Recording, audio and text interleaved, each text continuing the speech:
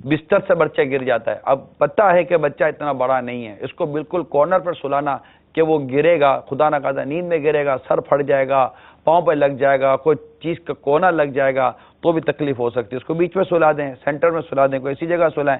کونے میں سلانا ہے تو کوئی ایسا تختہ وغیرہ لگا دے کہ آپ کا بچہ گرے نہیں. اسی طرح عموماً نیچے کے پنکھے رکھے ہوئے تھے نا, ایک تو چھت میں لگتے ہیں اور ایک فلور فین ہوتے ہیں جو زمین پر جیسے لگائے جاتے ہیں, پیڈسٹل فین بھی اس کو عموماً کہتے ہیں.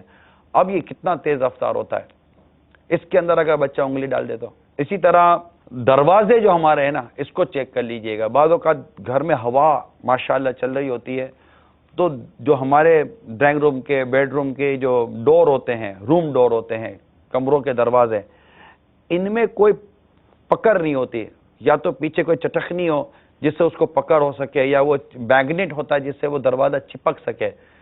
ورنہ یقین مانیے, اب تصور کیجئے خدا نہ کرے آپ کا بچہ یوں کھڑا ہوا ہے اور ٹھا کر کے دروازہ زور سے آیا اور بچوں کی انگلیاں الگ ہوئی, یہاں مجھے پتا ہے, بچوں کی انگلیاں ٹوٹ گئی ہیں, مجھے پتا ہے.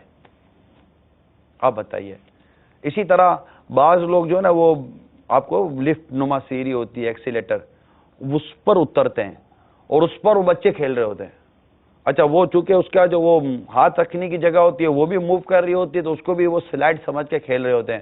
اس سے بچوں کے گرنے کے اندیشے ہوتے ہیں. آئیے آپ کو ایک ویڈیو دکھاتا ہوں.